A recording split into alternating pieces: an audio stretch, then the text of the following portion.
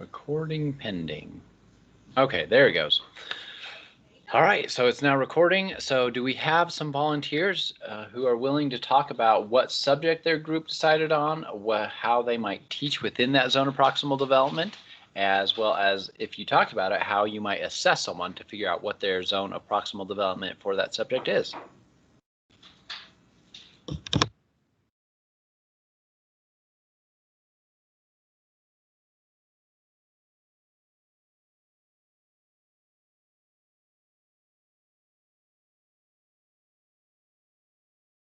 You could also type it out, some of the, like your subject and then a couple things that you did, but it's probably a little easier to use your microphone.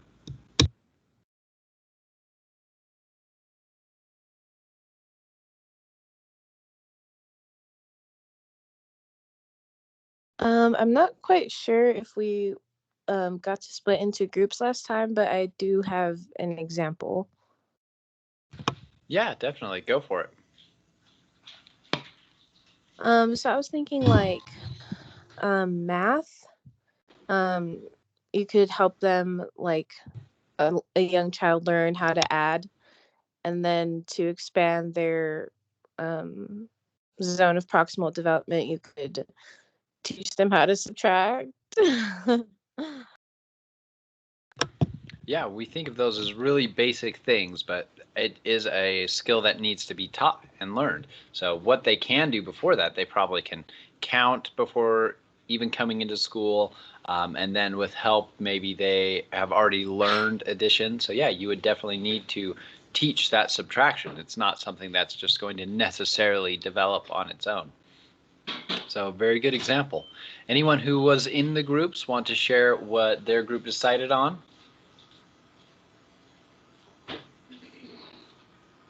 I believe I think most of the groups, we had two groups. I think they both decided on reading as their subject.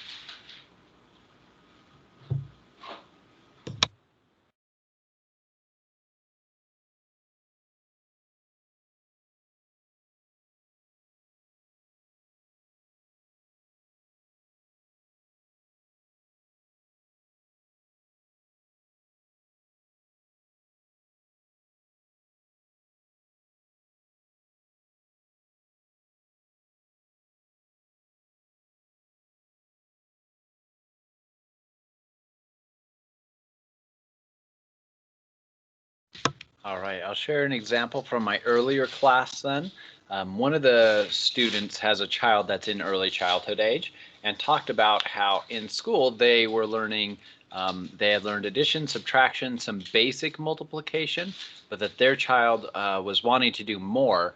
And so the parent thought, hey, do you know division? And the child just didn't understand what they were talking about, how they described it, things like that. So basically, in one-on-one interactions, they figured out what their capacity was for multiplication. And in this specific situation, they took 15 Cheerios and they said, okay, they split them up into groups of 5. So they said, okay, here we have 3 groups of 5. So what is 5 times 3? And the child knew that really easily. They're like, oh, it's 15. And he showed them that on the Cheerios. That was something the child was capable of, something the child could do. So here in the area, the green area of what that child was capable of. And they tried to ask a couple ways of how would you do 15 divided by 3? And the child just didn't really understand the language or what you do with division. And so he put all of the 15 together, 15 Cheerios, and said, okay, I'll ask it a different way. Can you make me 3 groups, 3 equal groups out of this 15 Cheerios? And so the child was able to split it off into 3 equal groups. And he said, okay, so that is what you do when you do 15 divided by 3. And so 15 divided by 3 is 5 because we have groups of 5. And so being able to see it that directly correlated to the multiplication that the child had just done, this parent was talking to the child and teaching within that zone of proximal development, taking what they were capable of and helping them stretch, helping them go just a little beyond that to what they could do with some help. So after that, they were able to go to other division problems and from what they were capable of with multiplication, they were able to build on those division problems as well. So there, the teaching is that specific way. First, they assessed what the child was capable of. They tried to teach it a bunch of different ways, and then they found the one way that did work. So they were able to teach it in a way that connected it really clearly with the multiplication problems. So that's an example of teaching within that zone of proximal development. But you can do that with reading, you can do that with socio-emotional skills. In science, take what the child is capable of now and then build on that, help the child stretch. And that's the big key and why this is used so often still, this model. So a lot of aspects of this theory have kind of been have been better explained through the bioecological systems theories, like learners' bidirectional interactions and the context and things like that. So that theory is kind of taken over as explaining these processes, but we still use this specific model of the zone of proximal development in education because it is so useful. It's such a good one to think at that level and figure out how to help kids to learn and grow. All right, so let's talk about some more aspects of cognitive development in early childhood. Remember, with early childhood, we're talking about ages 3 to about 5. And so you can think of that as preschool, kindergarten, first grade, about that time. So imagine any children that you know in your own life, and that might help you apply some of these things. So attention, we've talked about that before, focusing of mental resources. Today we're going to talk a lot about executive attention. So executive attention, the prefrontal cortex is very much in charge of that, although there's other aspects of the brain that are bringing in the information and connecting information and making decisions, emotions, things like that. So those areas of the brain are still working. But the attention piece, the focusing and shifting attention, that's mostly prefrontal cortex. So planning, attending to goals, attending to your own errors or solving problems, and then monitoring your progress is capacities that early children are developing. So if a child is doing math or doing reading, they can figure out on their own, in many cases, that they've made an error and then try to go and correct that. They can monitor their own progress. So, I have to build this Lego creation, so I need to do step by step, focus on that, attend to that goal, plan on, next I need to build this. So my next goal is grab those Legos out of the Lego box, that kind of thing. And that goes to not just math or building Legos, but lots of things within life. So if they want to play with a friend, they need to plan, they need to attend to goals, maybe monitor progress and the emotions of their friend, and then attend to errors or solve problems. If their friend's no longer happy, well, why is that? And then fix that. So a lot of this includes socio-emotional skills as well, with those cognitive abilities. So sustained attention is getting a lot better in early childhood. So extended engagement with an object or a task, being able to listen to a teacher for a while or focus on one specific task for a while. And the biggest developments here neurologically are happening in the preschool years. That's where we see like the biggest jump here, where they get the ability to sustain attention for a lot longer. So with this, children are still struggling in early childhood with maintaining focus on relevant versus irrelevant stimuli. So let's say they're at a preschool, the teacher is talking, they're playing a game, and then a kid does something really loud or something over here or something falls. It is hard at this time not to attend to that novel stimuli. We're genetically pre-programmed to pay attention to something new and different. We have to use that executive attention to stay focused on something and be able to get that sensation and perceive, that was just something falling over here. I don't need to pay attention to that. And so for as neurodivergent children as well that might have ADHD, this can still even be a challenge even up into adulthood. I still sometimes struggle with that too. So with that, if there's important directions, they're doing some project, maybe they're making a painting and then some interesting noise happens over here, they might be distracted by that. And that is something to be expected at this age, and they're learning how to use that executive attention to refocus. So it improves at around 6 to 7 with more of that neurological capacity developing and growing, more practice with focusing attention, and then more experience knowing what things are relevant and important to attend to, especially in a school setting, and what's not. So planfulness is something that's also a struggle for children of this age. So planfulness is essentially the ability to judge and weigh topics or information or choices a lot of the times, and to examine it systematically rather than making kind of a random, like, spur of the moment decision. So for my children, I often see this at breakfast time. So I might say, hey, you have these 2 or 3 options. Which one do you want? When they're very young, so my younger child is just entering early childhood age and my older child has just kind of exited it. So comparing them, when one was in early childhood, I was able to say, okay, these are your 3 choices. What do you want? And they might be able to plan a little better and say, hey, I want this one. It's my favorite, but I just had it yesterday, so I kind of don't feel like it. I'll actually do this one today. Versus when they were a little younger, or their younger sibling, when I give them the choices, they'll kind of just spout off a random answer, and then I give it to them, and then they decide they actually wanted something else. So they didn't actually plan or think it through and decide, oh, I like this one better. It seems from the outside to be random, like they're making a decision, but they're not really planning it through or weighing those benefits, positives or negatives. And so that can happen in a lot of different scenarios, not just breakfast. That's just a really clear example I see almost every day. So with that, memory is another capacity that's developing. So at this point, the brain has the capacity in between the ages of about 3 to 5 to make memories. And we're making long-term memories. You might have memories of the time when you were 4 or 5, something like that, even now today. Forget how early the earliest memory in this class was. I think it was 3, but I might be wrong. But we had some early rememberers in this class for sure, that those memories have stayed for a while. So the memory itself is not at the same level it will be in adulthood, but it's at the capacity where you can make memories. You can store those things as long-term memories. They can stay for the rest of your life.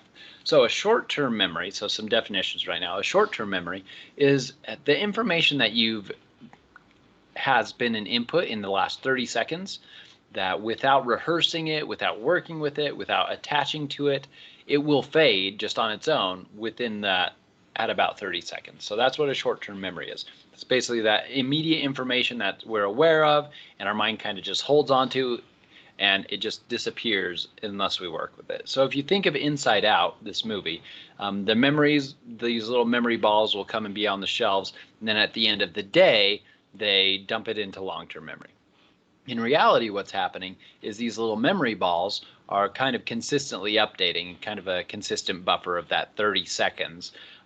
That memory comes in, and then if these characters or your working memory, if you don't pick that up and work with it, attach it to something else meaningful, rehearse it, say if it's numbers, it will go immediately to, in that movie, the memory dump. The memory will fade away and just poof, it's gone. So let's take, for example, a 2-year-old will probably be able, with their short-term memory, to remember a 2-digit sequence. So if you tell it to them and then wait 25 seconds and ask them what was that 2-digit sequence, they will probably be able to remember it. Versus a 7-year-old, if you give them a 5-digit sequence and then about 20 seconds later you ask them to repeat that 5 digits, they will probably be able to get about to that point. And that is about the limit of our of the digits we can remember, the random numbers, unless we take it and work with it. So at about 7 years old, you're at that capacity of what can come into your short-term memory and be held and then disappear by itself, unless you work with it. So a 5-digit number, that's obviously shorter than a phone number. You're probably thinking, I've remembered phone numbers with hearing it just one time, and that's probably true. But how we do that process of taking that short-term memory and turning it into a long-term memory is through working memory. So working memory you can think of as, and I should probably put that as a whole slide here, but we talk about working memory in the next chapter in more detail too. It's just hard because so many of these definitions are relevant at every stage. It's like, well, all these capacities are growing. So it's like, when do we focus more on working memory versus short term? So short term is like those digits or that information passing into your awareness, and then it'll fade away in about 30 seconds if you don't work with it. Working memory is when you take that information, those inputs, what you're seeing, what you're hearing, you hear a dog barking. So that is now in your awareness. If you don't work with that, if you don't use it at all, it's going to be out of your short-term memory within about 30 seconds. But if you take that information, this memory ball of a dog barking, and you put it on your working memory, your table in front of you, it's essentially your conscious experience of the world. And you say, oh, what kind of dog is that? Is that dog the neighbor's dog? Is that a dog across the street? Does it sound like it's coming closer or going away? Does it sound mad or does it sound angry or scared? If you're working with it and thinking those things, it will stick in your memory more. And then it's on your working memory. You're working with it. That's why it's called working memory, because you're working with that information. You can call up previous long-term memories and say, oh, at this time of day, this neighbor usually is walking their dog. So you're pulling in a long-term memory and applying it to this current information that you have to expand your knowledge about the situation. But then you might pull out another long-term memory and say, oh, it doesn't really sound like their dog. Maybe it's a different dog. And so that processing of that memory, that conscious experience of thinking about it, some of it's a little bit unconscious too. So calling up. So if it's just automatically connecting to those neural networks, your brain might automatically pull up a long-term memory rather than you choosing to bring up that long-term memory. So, but that process of working with it, that's working memory. So short-term memory, that'll leave your mind. But if you work with someone's phone number, if you try to repeat it or you make it into smaller chunks, things like that, you'll be able to remember it a lot longer and be more likely to immediately even put it in long-term memory rather than like an Inside Out. They do it at the end of the day when the child goes to sleep. So there's short-term memory. There's a little bit on long-term memory. And so the accuracy of our memory is improving a lot. So at this point, your brain has the capacity to make memories, to write these neural networks, but you're getting better at it still. You're still not at adult levels of making these memories. So at this time in life, you're also a child in early childhood is more susceptible to misleading or incorrect information influencing those memories. So we talked about last time how pictures or videos, how you might not be sure if those very early memories were from pictures or from videos. And part of that reason is because these memories are still getting more accurate. Your brain is doing a better job at writing these memories, connecting it to more things. You have more experiences for it to connect to. So those long-term memories are more solid and the networks know what they're doing and they're more connected to other networks. So that memory is more likely to be accessed later on. So prompting for events or information that are incorrect can lead to distorted memories. Let's use maybe a really neutral example of that. Let's say this is just an example. I don't actually remember my 4th birthday. But let's say I'm 4 years old and I have a birthday party with 3 of my friends. They come over, we play some games, we play with dinosaurs, we eat some cake, and then those 3 friends go home. So let's say I remember that, and then a week later, my mom's talking to me, and she mentions someone who was invited to the party but didn't actually come. Let's say he's my friend Nate. So she talks about what did Nate think of the party. So she prompts me for that kind of incorrect information. So at that age, it would be very likely for me to say, oh, well, Nate was there. Or then to insert Nate into that memory. Probably if I've played with him before, he's come over and played with dinosaurs, so similar situations have happened. So now I connect that one memory network to some other memory networks of things I've done with Nate in the past. So now, because of that prompting, that incorrect prompting, I have a distorted memory where now for the rest of my life maybe, I remember 4 friends being at my party rather than the 3 that were actually there. So that's one pretty neutral example of a memory being changed because of incorrect prompting. This can be really, really important, though, when we're talking about something like abuse. So especially if you're questioning a child about abuse, say if you're a lawyer or a police detective or in a courtroom kind of setting, it can be really relevant in early childhood to ask questions that don't create distorted memories like that. So we'll talk about that again in a second. We'll bring that up. So autobiographical memory, just quick definition, it's the kind of memories you would write in an autobiography. It's things about you, your story. So who was your first grade teacher? What happened at your 4th grade your 4th birthday party? What happened on your favorite vacation? Those kind of autobiographical events That's autobiographical memory. So for 3 to 5, we're doing a lot better with this. We're getting a lot more specific. Our brain networks are better at making memories, and they're connecting things, especially things that are meaningful to us. We'll remember in a lot more rich detail. So I remember my favorite camping spot really well. I mean, probably that's also because we kept going back to it year after year as well. So those memories have a lot of rich detail to them versus some of my other memories do not. I mentioned how incorrect prompting can lead to distorted memories. This is really important in cases of potential abuse. So this is a lot of good resources for you to save, maybe copy and paste this to a Word document and save for the future if you ever potentially need this for asking your own children or other people's children, or if you're in a professional setting where that's something that you'll actually be doing. Because it's very important how you question children about these kinds of subjects. Asking open-ended questions. So basically all of these have a lot more detail than I'm going into right now. I'll just give a couple of quick bullets on what to do. So the big thing is asking open-ended questions that don't lead in any way. Starting with who, what, when, where. So if you are a person who, say, in your professional setting is working with children and you think there might be a case of potential abuse, these are the kinds of questions that you should be asking. So what happened? How did it happen? Who was there? How did it make you feel? Those kinds of really open-ended questions let a child take and recall their own memories rather than saying anything that would put something into those memories. So just like my earlier memory of my birthday could be changed so I'd remember Nate being there when he really wasn't, you don't want someone to be involved there that in this child's memory for the rest of their lives if they really weren't there. You want to get at what actually happened so that you can find out if there is actually abuse or if there's not, right?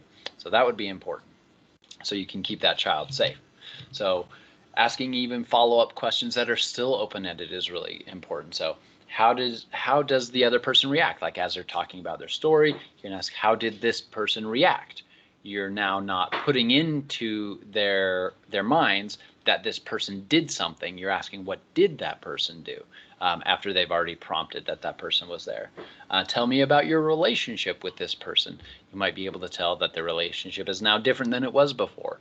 Or how do you see your future? It might give you a sense of that they're scared of, say, going home or something like that. So asking these kind of open-ended questions is really important. Don't ask leading questions is one of the big keys too. So this would be important for, say, a lawyer or a detective who's trying to figure out what happened.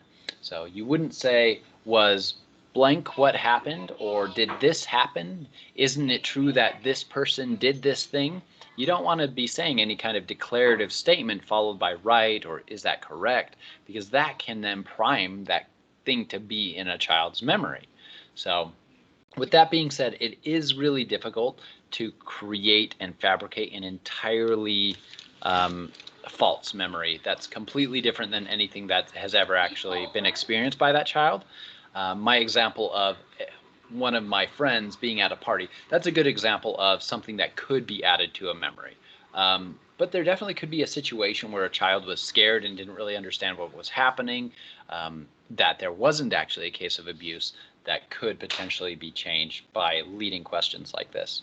So not a super happy topic, but still a very relevant topic for life, that hopefully with these resources, if this is ever something that you come up upon or need to know, you can save these resources and have a lot more detail there. Or also it could be a good place to start for a question paper as well, if it would be something you'd want to look into. So on that happy note, let's talk about executive function, and we'll move into teaching and learning in a school kind of setting. So executive function are those higher level cognitive functions that are linked to our prefrontal cortex and the neurological development of it. So some of the biggest pieces of this are stopping an action, shifting attention to a new action or a new topic, setting goals, and delaying gratification. So we talked about how a few of these appear in infancy even, but here in early childhood, because of the neurological development and all the wiring up that's happening, this is where we see one of the biggest, almost stage-like jumps, that suddenly children seem to be capable of all these things, and they're building these capacities. With these being cognitive capacities, it's important to remember too that Someone who's neurodivergent might struggle with some of these or others. So shifting attention to another topic, a cognitive flexibility, someone who's neurodivergent with ADHD might shift attention really quick and not have as good of a handle on that stopping the action of shifting attention. So that's something that can be worked on though with special training and tools, and that goes for all of lifespan. Even though this is when we see a natural or on average jump in these capacities, for an 80-year-old, they can learn more cognitive inhibition or cognitive flexibility with specific training, specific tools to develop these capacities in themselves. This is just naturally. We see a big jump at this time, but it doesn't mean that it's fixed after that. It's definitely very plastic. Cognitive abilities can change and be improved and worked on at any time in life, which is, I think, really neat because a lot of what we do is related to our cognitive ability. And even after hitting, say, 85, even if our physical capacities are diminishing, our cognitive capacities can still be increasing, which I think can be a very positive experience for older adults to have something that they can really still succeed and do well at cognitively, even if physically they're not able to do the same things they were before then. But yeah, we will definitely talk about that more near the end of the class as we jump into late adult development. All right, so this is a good video showing a lot of these executive function capacities in an actual school setting. This looks like they're about first graders or maybe kindergartners. So a really good example, clear examples of how to use these different capacities in this setting.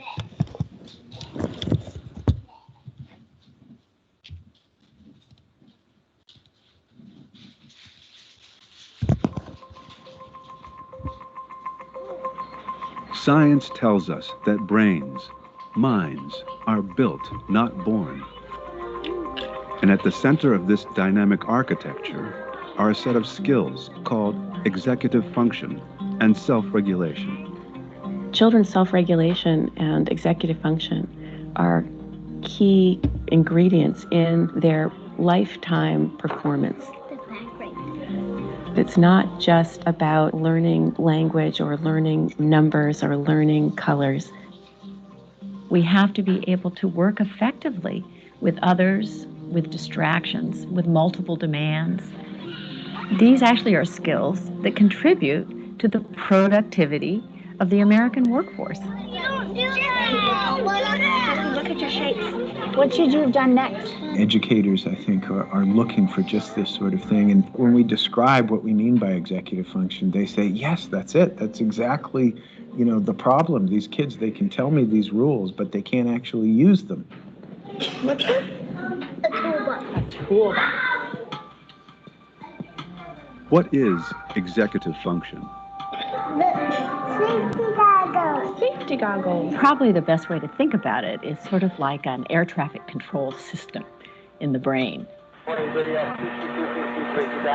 Just like an air traffic control system has to manage lots of airplanes going on lots of runways and really exquisite timing and so on. A child has to manage a lot of information and avoid distractions. We really think of it as involving working memory and inhibitory control and mental flexibility. Take a situation where a child is having to take turns. And inhibitory control and mental flexibility. So those are a couple of the key pieces that are working with executive attention, and inhibitory control and mental flexibility are part of that executive functioning in and of themselves. But you can imagine this working memory that we described as being that mental workbench where you're consciously experiencing things, you're bringing up previous information, you're working with new information. So at this level, I really like that air traffic controller metaphor, because a child does have a lot of demands on them at any given time. I think sometimes the directions I give my older child, sometimes I say, hey, will you go grab this? And then while you're in your room, do this and do this before you come down, or something like that. And that's a lot of directions to one, for them to shift attention to me, listen to those things, put those things in their memory, then go and do them. And so if they come down and they've forgotten to do one of those things, maybe brushing their teeth, that shouldn't be surprising, and that shouldn't be surprising, because these are capacities that they're still working on. They might have been really distracted or really involved or really interested in the thing that they were doing. Usually that's the case. And so sometimes, say, my daughter will get frustrated because she's not able to remember all of those things. So oftentimes I have to remember, or I have to remind myself, use my inhibitory control to, rather than be like, oh, we need to do these things. So just telling them to do that, to get attention, to have them stop what they're doing, and then like give those multiple step directions, for example. So it is hard because children do have a lot of these demands that they're learning and working with right now. And while for an adult, we have many more years of experience, many more years of neural development and connections up between our prefrontal cortex to allow that to happen a little easier, this is something that children are just now developing and figuring out. So that working memory, inhibitory control, mental flexibility, that enables them to take in all this information, to focus attention, to set goals, to inhibit their wanting to grab the cat as they go by it and stay focused on their tasks, for example. So hopefully these clear examples are showing you the utility and the importance of executive function within development overall, really. Take a situation where a child is having to take turns. So first of all, the child has to have inhibitory control. The child has to be able to stop whatever he or she is doing and let the other child take a turn. But when it's your turn again, you also have to remember what it is you're supposed to be doing. So that pulls on working memory. If the children who are taking the turns after you do something unpredictable, you have to be able to adjust what you're going to do next. And that requires mental flexibility. Children who are struggling with these capacities often look like children who just aren't paying attention, or children who are deliberately not controlling themselves. If you don't have self-regulation, you act out and the teacher puts you in timeout, and so then you miss part of the learning that's going on, and then you are more upset because you're behind, and so you act out, and so you get this downward spiral. So that's another important thing to remember when we're thinking about children who might be neurodivergent as well. So if you have ADHD and you have problems with some of those executive functioning capacities, having a teacher who's aware of that or can focus on that and give those directions in different ways or expect differently from you, or with autism, if you can get attention and teach to that person's level within their own zone of proximal development, you can keep building these executive functioning capacities. But the development of those things might look a little bit different if you're neurodivergent than if you're neurotypical. But still, these are all cognitive capacities that any human can grow and develop and build, and that this is just one point in time where there's that big shift that we see a lot of improvement on average. But again, these are capacities that can be built and worked on at any time. How does executive function develop? 7. And plus 4. In little children, and even in the infant and toddler years, you begin to see the roots of executive functioning skills. What's going on in our brains is unbelievably intricate and complicated. The prefrontal cortex, or the front third of the brain, is important for executive function. But it's more than just prefrontal cortex. This region doesn't act alone. It's involved in controlling your behavior through its interactions with all other parts of the brain. The brain goes from a situation where you've got nearest neurons communicating very strongly with each other and ignoring the rest of the brain, to these widespread networks that are connecting these different areas. Executive function changes over the life course. It improves radically over the first few years. I got a match gun. It continues to improve throughout adolescence. It's not until early adulthood that you have the adult type networks that are very strongly activated that connect different brain regions together. Let's take notes.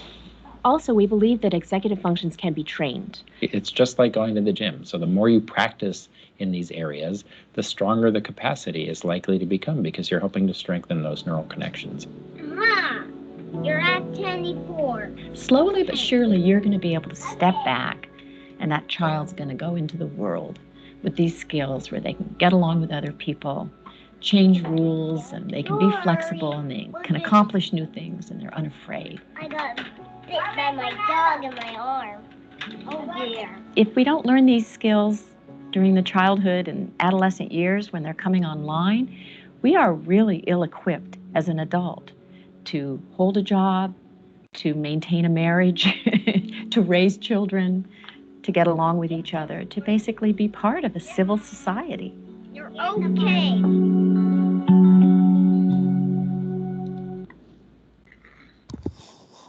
So I believe this specific program was Tools of the Mind, but I'm not sure. That's one of those that focuses on some of these social, emotional, and cognitive skills, but we'll talk about those in just a minute. Before we jump into the next topic on language development, we're about halfway through class, so I say let's take a quick break, then we'll come back and we'll talk about language development and then talk more about specific kinds of school programs and how they can focus on these different aspects of cognitive, socio-emotional, and physical development. So take a quick break, come back at 10:40 right now. So let's do 10:45. So quick break, be back at 10:45.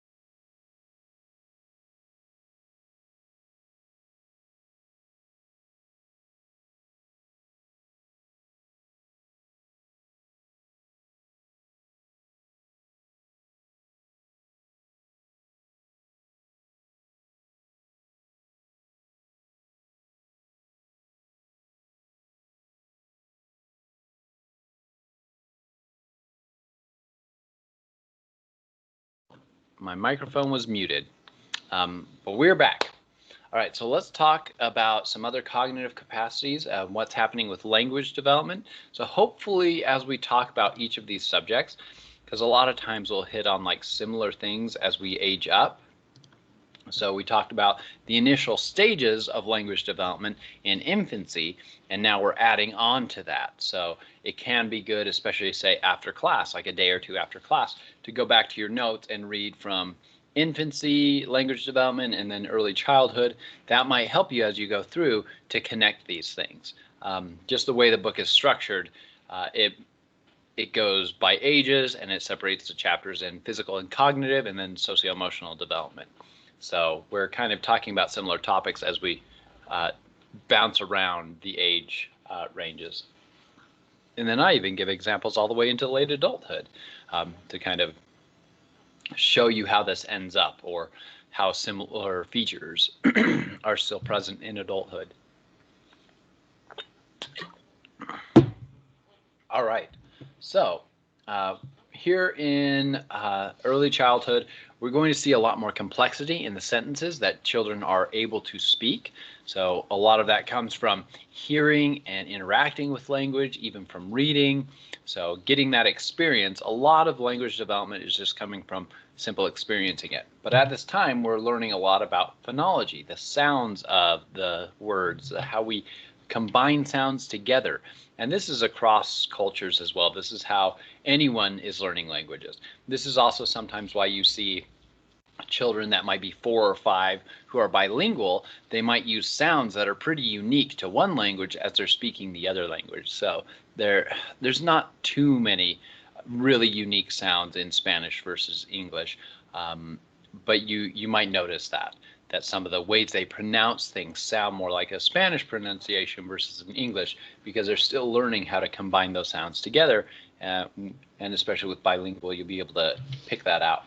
So the meaning of the words and figuring out how to use plurals and possessive forms of nouns are happening right now, but you'll also see a lot of problems. The most common problem tends to be overgeneralization, so overgeneralizing a rule that they learn. So a lot of times plural words have an S at the end. So you might see really commonly a child say, I need to put my shoes on my feet, rather than I need to put my shoes on my foots. So adding an S to the end of foot, overgeneralizing that to more words that it doesn't actually fit with. Or I goed to school instead of I went to school. So you'll probably see that kind of overgeneralization, and that's one of the most common errors. There's a couple other common errors, but that's the only one that we'll focus on in lecture. I think your book talks about a couple more. That might have been another development book that I taught from. I sometimes get them mixed up because they're so similar, but like this book focuses on these topics, and so I also kind of focus on some of those topics, and sometimes I forget which textbook hits on aspects that the other ones don't. So other things, syntax, or how words are combined to form sentences, are something that children are getting a lot more experience with.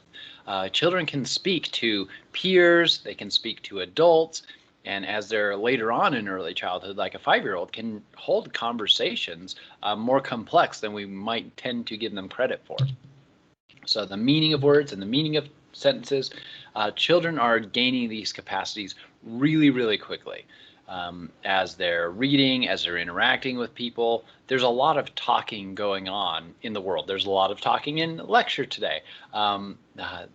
Children have a lot of experience to be able to hear and understand things. That did actually just inspire a question for me, for a child who's deaf. I wonder if they're learning syntax and semantics later or earlier than other children, like if their development in these aspects is a little later, because in just the general world, fewer people are signing.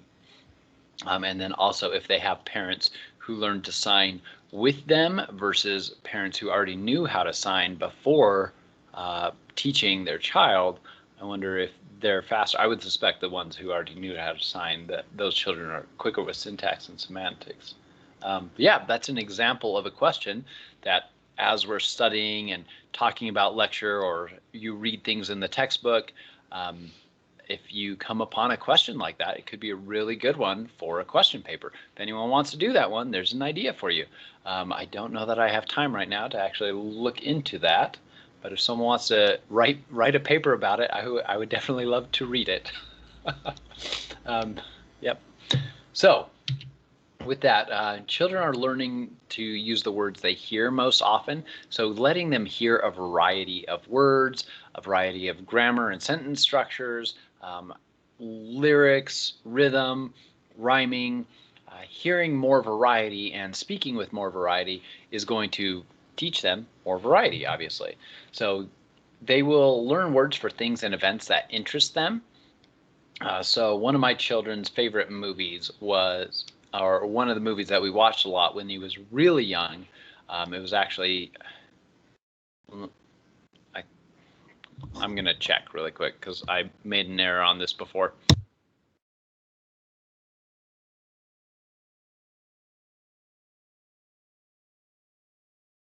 Okay, it was my child's favorite movie. Sorry, I had to check in. So it was my child's favorite movie was Inside Out. So we watched it a lot of times, but he was still in infancy when we were watching this. So at around 2, as he's learning to say words, so a little bit previous to early childhood, he would say a thing, corn nummies is what it sounded like. It sounded like 2 words, corn nummies. And so we thought, did he hear about corn from someone? Did he want to eat corn? We tried a lot of different things, like, does it sound like this, this, this? What we ended up realizing finally is that he was trying to say core memories from Inside Out. So he wanted to say core memories, and that is how he said it. And as time went on, it was something that was interesting to him, so he learned to say it, even though it was a little beyond his capacity to say at the time. So just a funny example. Also might suggest to you when I was creating some of these slides that I have so many Inside Out references from the first time I created these, because I was watching that movie a lot. So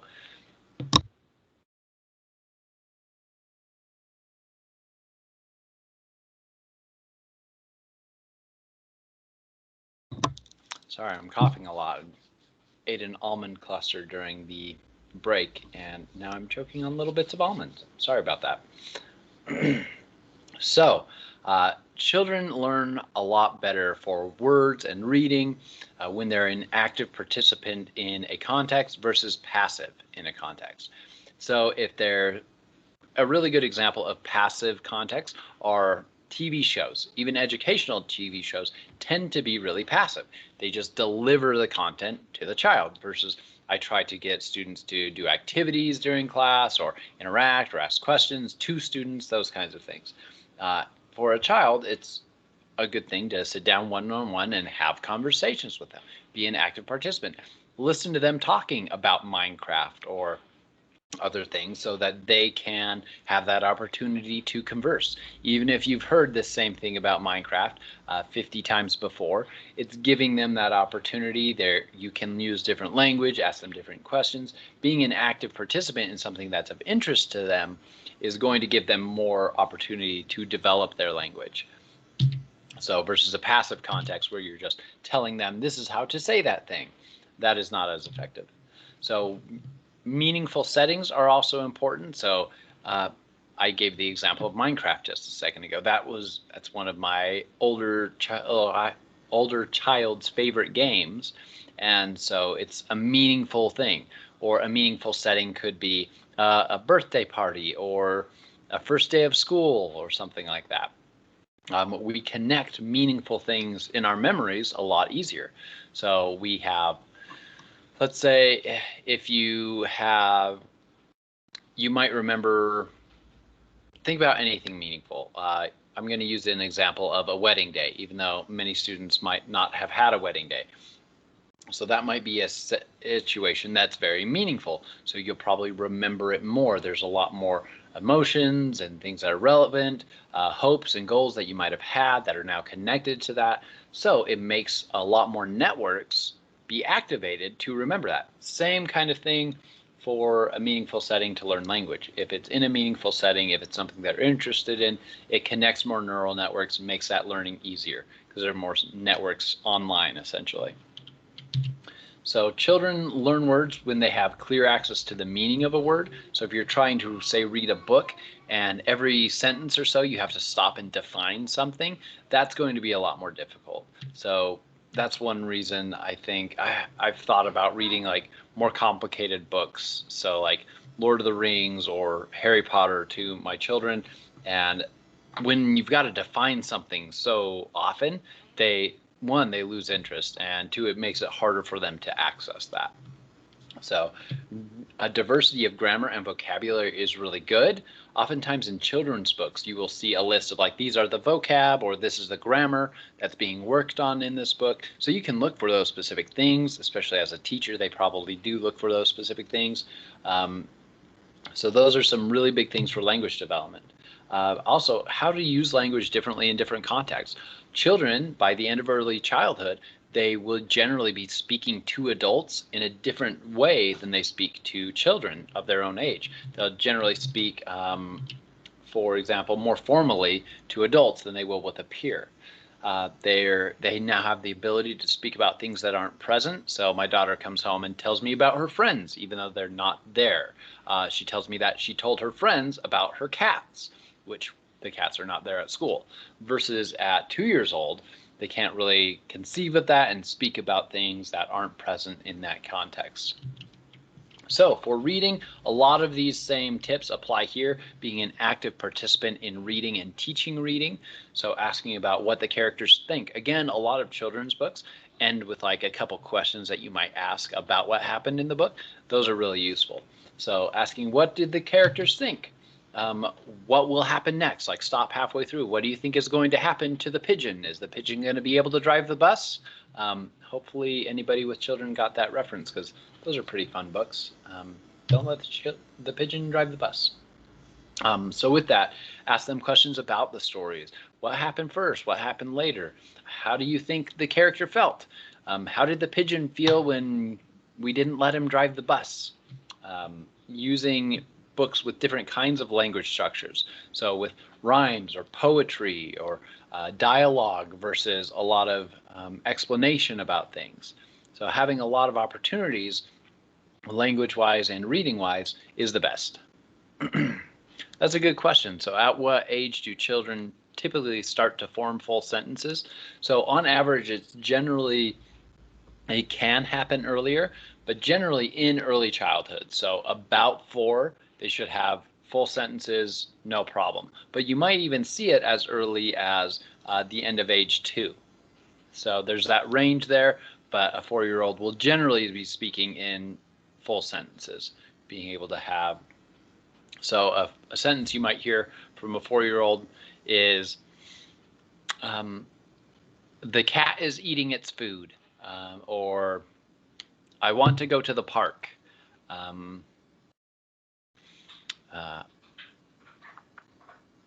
Can I please have Lucky Charms? That's some examples of something you might generally expect to see from about a 4-year-old. But again, it can happen as early as 2. If they're still 5 and they're not speaking in full sentences, it might not necessarily be something to be concerned with unless you see other aspects of speech, for example. And maybe all they need is, say, a speech therapist, and that can help with some supports there. But just because they're not speaking in full sentences by age 4 does not necessarily mean that it's a problem. It's also down to the individual as well. And a neurotypical child versus a child who's neurodivergent, say with autism, might not be speaking in full sentences at that point. So really good question, and I hope that answer helped. Is there any more specifics that you're interested in? And then also, if you're moving from one context or culture and one language to another one, children have the ability to pick up on new language really quickly. But if you say we're speaking, I'm trying to think of 2 very different kind of structured languages. well, let's just say that if you're speaking one structured language and then you move to a new place and they're speaking a very differently structured language, then it will take a little bit longer to get back to that point. So yeah, really good question. And also, if that's something that, I mean, right now I basically answered that question, but if you still felt like there was some aspects of when do children typically start to form full sentences, if you felt like there was an aspect of that I didn't cover that was interesting to you, asking it in a question paper or an email afterwards would also be a really relevant thing. So think about these questions that are interesting to you for your question papers that are coming up. All right, so let's talk about a couple different educational kind of programs. One is child-centered kindergarten. So child-centered kindergarten is a type of program where they try to be really nurturing. They try to focus on physical, cognitive, and socio-emotional development. You'll see kind of a pattern here. If we look at school 40 years ago or so, a lot of it was focused on content, like delivering the content at this different time. Then you saw a little bit more physical aspects brought into school. And only more recently do we see teaching cognitive skills in school specifically, like to train cognitive skills rather than letting them develop naturally. And then even more recently, we see socio-emotional development being a focus. And that's really the whole part of the child. So if we think about the learner's model, we have an individual child and they have their own socio-emotional temperament, their personality, their cognitive abilities, their physical capacities. So working on helping a child develop all those things individually over time is a really important part of their development. So you could say that now we're kind of expecting schools to do all of that. Is that a fair thing to expect? Honestly, probably not, if you ask me. But we kind of are. We're kind of expecting schools to do all those different aspects of development, which can be hard. So with that, focusing here with child-centered kindergarten on firsthand experience, so a lot of play, a lot of experimenting, discovering things themselves, speaking and listening, and this is at like kindergarten focus. That's why it's child-centered kindergarten. They're trying to focus on the holistic child at the kindergarten level. Montessori is another early childhood education you might have heard of. Maybe you even did Montessori as a child, or have a nephew or a child yourself that has gone to Montessori. So in this, children have a lot of freedom to choose their own activities that they want to be involved with. The tools and the activities are actually the same in every single Montessori school. So they have these same kind of blocks. They have the same kinds of maps and things like that. And there are multiple different kinds of practices or games or activities that can be done with those specific kinds of tools that a teacher can then support and help scaffold different kinds of skills. So maybe for a very early child, it'd be really important to stack blocks, but then for a little older, you might stack blocks a specific way, add blocks together in sort of a math problem or something like that, just as an example. So a teacher will generally see the interest of a child and help show the child how to perform those activities, challenge them, try to work within that zone of proximal development. So it really helps that child to build their self-regulation, their own goal setting, to choose what they want to do. So it can be good for a lot of things. We actually see a lot of positive academic outcomes from Montessori. And so it fosters that independence, does build some of those cognitive skills, and is very active and interactive. But that's not to say it's the best. We also see some weaknesses here. For a lot of these early childhood education programs, the children who went through them, we see those academic and socio-emotional benefits kind of average out again by about 3rd or 4th grade. And that's true for Montessori as well. So some people use that as a criticism for any of these, that, oh, it doesn't really help. Once 3 or 4 years later, it shows no difference, which isn't that surprising to me when we think about how much variation there is, how much that developmental cascades model, how much variation there can be for any individual child. If you're not still supporting those capacities after they get out of Montessori school in 1st or 2nd or 3rd grade, then yeah, they're going to average back out. Other children are going to perform better in those capacities. They're going to be more towards the middle or bottom or the top. So while that is a relevant criticism to know that those benefits don't last a lifetime, that's definitely relevant. I don't think it's something to say that any of these programs is not useful, because if we're giving them the opportunities and it's moving them along to more positive outcomes, that just says to me, well, we need to keep doing things at the next stage or age level that still supports those same things to help keep them on that kind of positive track. Otherwise, they'll kind of go back towards average. So one of the things I think is one of the biggest criticisms, or most relevant criticisms for Montessori, is that it doesn't emphasize or support socio-emotional development as well. A lot of the activities are individual, and so that's really good for a child to focus on, but not a lot of group activities, not a lot of working with peers on something, not a lot of chance to have both positive and negative socio-emotional interactions with other peers. And so that's a whole aspect of development that might be missed there. So if you're a parent and sending them to Montessori, maybe also sending them to clubs and teams so they get some more of that socio-emotional development in that way might be a good example.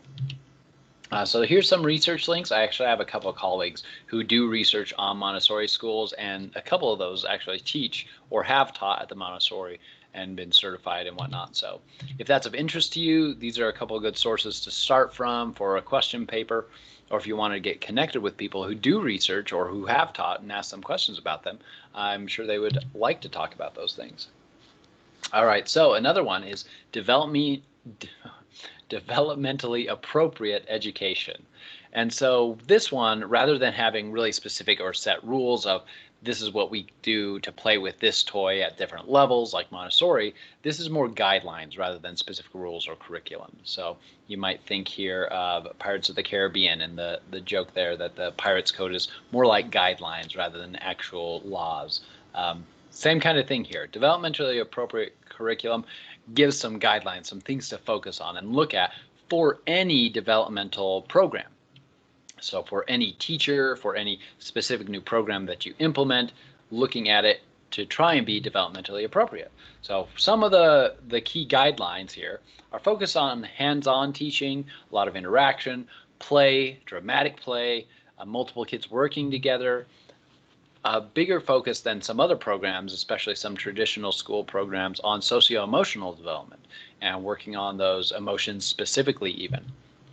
Creating settings that are appropriate for the abilities of a child. So getting within that zone of proximal development, doing good assessments so you know what any individual child needs and trying to teach at that level. Trying to be individual focused, but also work as groups. Building cooperation, problem solving, critical thinking, self-regulation. So developmentally appropriate education suggests these are the things that we should do. And you might see from the childhood kindergarten focus, what was it called? That's not exactly its name. Child-centered kindergarten versus Montessori. Each of those kind of get at a different aspect of that. So they're maybe not each of those individual ones maybe aren't getting at the entirety of the child, even if they're trying to. And any individual teaching experience, so you go to a first grade classroom, any individual thing like teaching one specific subject in science, you might be able to get a really good hands-on teaching experience, but it might not be dramatic play. It might not have a lot of group interaction. It might be individual interacting with something physical in the environment. That's totally fine as long as the program overall is checking off those boxes throughout the day, throughout a course plan, throughout a lesson or a week. As long as you're getting each of these different things, that will help those continue to develop. So which is best? We talked about 3 here, but there's a lot more different kinds of early education programs. So what's best? I'll ask that to you. What would you vote for? Out of these 3 that we just talked about, which would be your vote? So child-centered kindergarten, Montessori, or developmentally appropriate education? Just put in the chat box which one you vote for.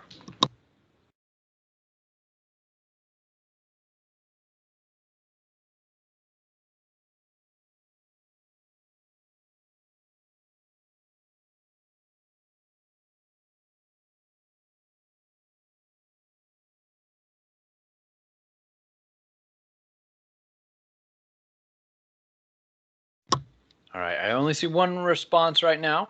All right, 2. So developmentally appropriate education is the vote from 2 of us. So you might have been able to tell from how I spoke about them. That's my favorite as well. Mostly because I do think that those guidelines are a really useful thing.